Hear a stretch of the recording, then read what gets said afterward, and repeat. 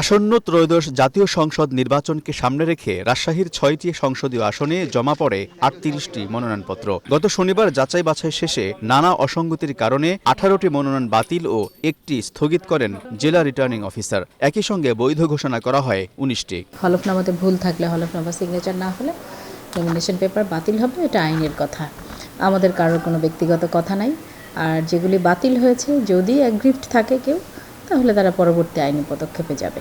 আমরা প্রত্যেকটা তথ্য নেই, প্রত্যেকটা ডিপার্টমেন্ট থেকে আমরা তাদের যে হলফনামায় যে তথ্যগুলো দিয়েছে সেটা ভেরিফাই করি এবং ঋণ, কর, ব্যাংকের কাছ থেকে আমরা তথ্যগুলো নিই, সেই তথ্যগুলো মিলিয়ে দেখি আমরা এবং তদন্ত গোপনীয় কিছু রিপোর্ট নেওয়া হয়, সেগুলো আমরা মিলিয়ে দেখি। সেগুলো সঠিক পাওয়া গেলে পুলিশ ডিপার্টমেন্ট থেকে নেওয়া হয়, মামলার বিষয়গুলো নেওয়া হয়, সেটি মিলিয়ে দেখা হয়। তথ্যের ভিত্তিতে যেগুলো আমাদেরকে তথ্য প্রোভাইড করা হয় সেগুলো আমরা মিলিয়ে দেখি সঠিক আছে। ভোগান্তি ভুলে চলে আসুন রিগালে। ওয়ারেন্টি সহ স্টাইলিশ কালেকশন নিয়ে রেডি রিগাল ফার্নিচার। প্রার্থীদের দাখিল করা হলফনামা বিশ্লেষণে উঠে এসেছে আর্থিক অসঙ্গতির নানা চিত্র। আয়, নগদ জমা অর্থ, জমি ও স্বর্ণের ঘোষিত মূল্যের সঙ্গে বাস্তব বাজার মূল্যের বড় ধরনের গরমিল দেখা গেছে। রাজশাহী ১ আসনে বিএনপি প্রার্থী শরীফ উদ্দিন তার হলফনামায় বার্ষিক আয় দেখিয়েছেন ১,২৪,০০,০০০ টাকার বেশি। তবে ঢাকার বনানী ও মিরপুরে থাকা জমি ও বাড়ির মূল্য দেখানো হয়েছে বাজার দরের তুলনায় অনেক কম। একই সঙ্গে তার গৃহিণী স্ত্রীর নামে রয়েছে কোটি টাকার অস্থাবর সম্পদ ও ৮৮ ভরি স্বর্ণ। অন্যদিকে একই আসনে জামাত সমর্থিত প্রার্থী মোহাম্মদ মুজিবুর রহমান তার বার্ষিক আয় দেখিয়েছেন ৬ লাখ টাকা। তবে তার হাতে নগদ অর্থ রয়েছে ৩১ লাখ টাকার বেশি, যদিও ব্যাংকে জমার পরিমাণ মাত্র কয়েক হাজার টাকা উল্লেখ করা হয়েছে।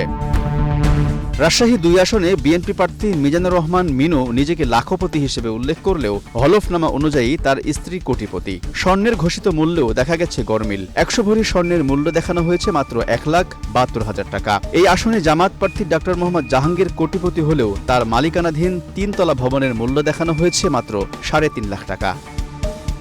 একইভাবে রাজশাহী ৩, ৪, ৫ ও ৬ আসনের একাধিক প্রার্থীর হলফনামায় আয় ও সম্পদের তথ্য নিয়ে উঠেছে প্রশ্ন।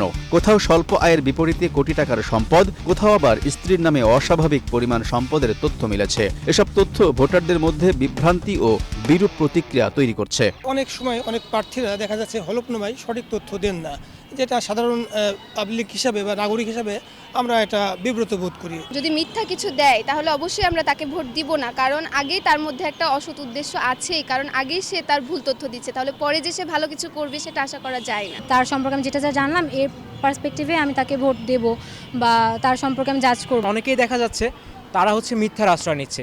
তাদের এই মুহূর্তে যদি স্বচ্ছতা এবং জবাবদিহিতার জায়গাটা ঠিক না থাকে, তারা যে একজন প্রার্থী হিসেবে কতটুকু স্বচ্ছ এই বিষয়ে সবাই সন্দিহান। হলফনামাতে যে সকল অসঙ্গতি দেখা যাচ্ছে তাতে আমরা ভোটাররা কিছুটা বিভ্রান্ত হয়ে যায়। ভোট দেব তার আর্থিক অসংলগ্ন কোনো আছে কিনা, তারপরে দখলদারিত্বের ব্যাপারে সে জড়িত কিনা, বা তার যারা দখলদারিত্ব করছে তাদেরকে তিনি নিরুৎসাহিত করছেন কিনা, এই সমস্ত দিকগুলো দেখব। নির্বাচনী হলফনামায় এমন অসঙ্গতি নির্বাচন কমিশনের ভূমিকা নিয়েও প্রশ্ন তুলেছে সুশীল সমাজ।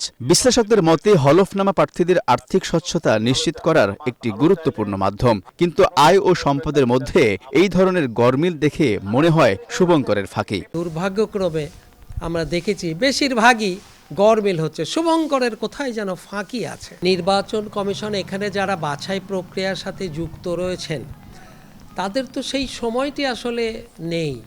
সত্যিকারের সঠিকভাবে তথ্য উপস্থাপন তারা করেছেন কি না, এর মধ্যে কোনো ফাঁকি ঝুঁকি আছে কি না, সেটা ধরবার জন্য কিন্তু একসাথে অনেকগুলো সংগঠনকে একযোগে কাজ করতে হবে। সম্পদ বিবরণীতে বা তথ্য প্রদানের ক্ষেত্রে যদি কেউ গোপনীয়তার আশ্রয় নিয়ে থাকেন এবং বিরোধী প্রার্থী যদি সেটা খুব ব্যাপকভাবে প্রচার করতে পারেন, তাহলে নিশ্চয়ই এটার একটা প্রতিক্রিয়া ভোটাররা নিশ্চয়ই তাদের মধ্যে হবে বলেই তো আমার মনে হয়। বিশ্লেষকদের মতে হলফনামা যাচাইয়ে কার্যকর ও কঠোর উদ্যোগ না নিলে ভোটারদের আস্থার সংকট আরও গভীর হতে পারে। আলতাফ হোসাইন, সময় সংবাদ, রাজশাহী।